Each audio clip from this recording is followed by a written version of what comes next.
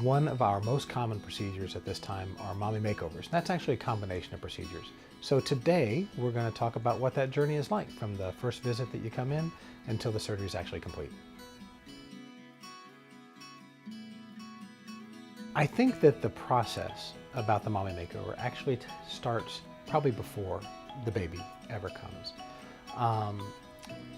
People have this wonderful period in their life where you're in your marriage or in your relationship and you do a lot of exciting things. You're in love and you have this physical attachment to your other person. And then what happens with pregnancy and the joy and everything that brings, there are physical changes. And I think that one of the things people look at afterwards is they're really happy with the new bundle of joy and the baby and everything that's brought, but they miss that vision and that experience that they had before. So people start thinking about that, what it was like before the baby. And then they start thinking about what can I do to get back to that place? This is what I'm missing, or this is what I want. And the big thing in all that is the I. This is about the mom. This is about the person who's had the baby. It's not about what their husband wants or their partner wants. It's a very personal thing. And sometimes the spouse doesn't understand that. They're like, I love you the way you are. You are great. You don't need to change anything for me. And that's the key. It's not for them. It's for the person who's actually going to undergo the journey. I think that probably the first place people go when they start thinking about this is the internet, because that's where a lot of this phenomena came about. A mommy makeover is a group of procedures. It actually probably came about just as a marketing ploy by a plastic surgeon somewhere.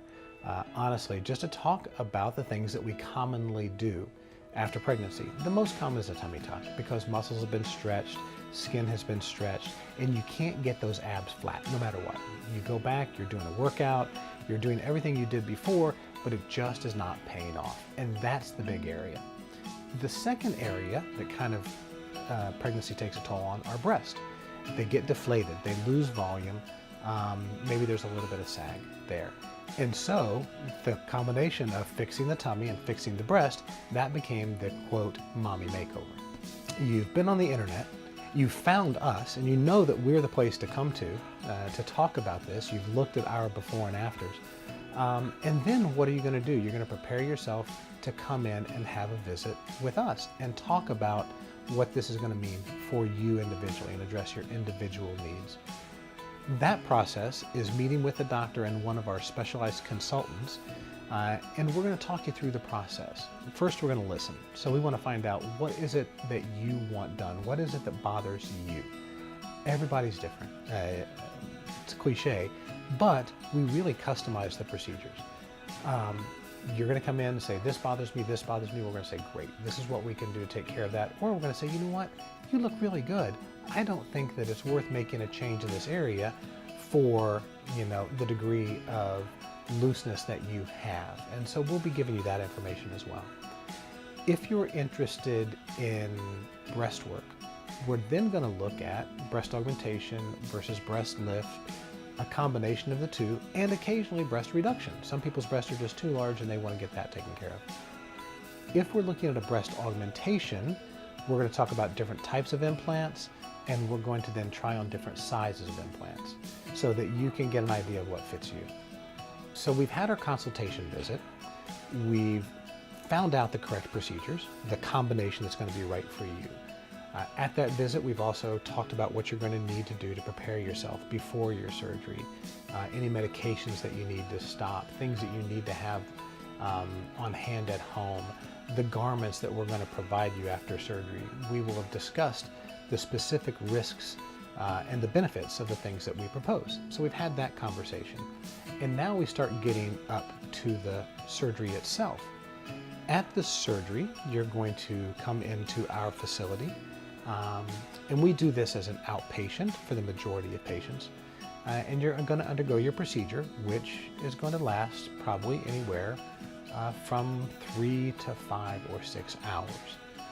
That time length, how long is your operation, is going to be based upon what procedures you've chosen or what the right ones are for you. We've had our surgery, we've had a great first night with the recovery, you've taken your pain medication as you need it, you've taken the antibiotics that we've prescribed, and you've come back to see us the very next day. So we don't delay seeing our patients after surgery. And I think there may be people who don't see them for a few days or a week, but in our case, we want to make sure we see everybody that next day after surgery. We change the tape and the gauze and the bandages if there's those for an incision. We change the garments that you will be wearing that first night. We provide you with new things so that everything is a fresh start. But most importantly, we get to see everything to make sure it looks the way we want it to look. You, just going through this your one time, you're not going to know how things are supposed to look. So that's an important visit the very first day. Then we see you about a week after that. That's when stitches are removed. Now, most of our stitches for these procedures are underneath the skin. They don't have to be removed. We just have to clip a couple of the little knots. But we check the incisions and make sure they look the way they're supposed to look. And then we see you again in another week after that. But if you had a question, we would see you at any time. Or if we had a concern, we would see you more frequently. But the pretty routine visit is day after surgery, week after surgery, 2 weeks after surgery, and then we individualize it even more. I'll have some patients that are saying, you know what, doc, I'm doing good. If I have an issue, I'll call you. I'm too busy really to come in, and I live an hour away. And I'll say, great, if you have a concern, give us a call, come back, or send us a picture. And then I have people that are like, I would just feel more comfortable if I saw you again next week and we just took one more look at it before I went back to work out or whatever it is. And I'll be like, great, I'll see you next week. So it becomes an individual process after that. But we don't start to judge our results until we're about 3 months from surgery, because that's when we take our pictures, and that's when most of the swelling has gone down. And that's when most of your result is done. At 3 months, the incisions are not the way they're going to be. That actually does take longer. That part of this journey is not going to be done until you're closer to a year after your surgery. But at 3 months, we get a pretty good idea of how things are going to finally be. Go ahead and hit the like button if you enjoyed this video, and feel free to share with a friend. You can stay up to date with the latest in cosmetic surgery by subscribing to the Austin-Weston YouTube channel. And for more information on the Austin-Weston Center, visit our website at austin-weston.com or click the link in the description below.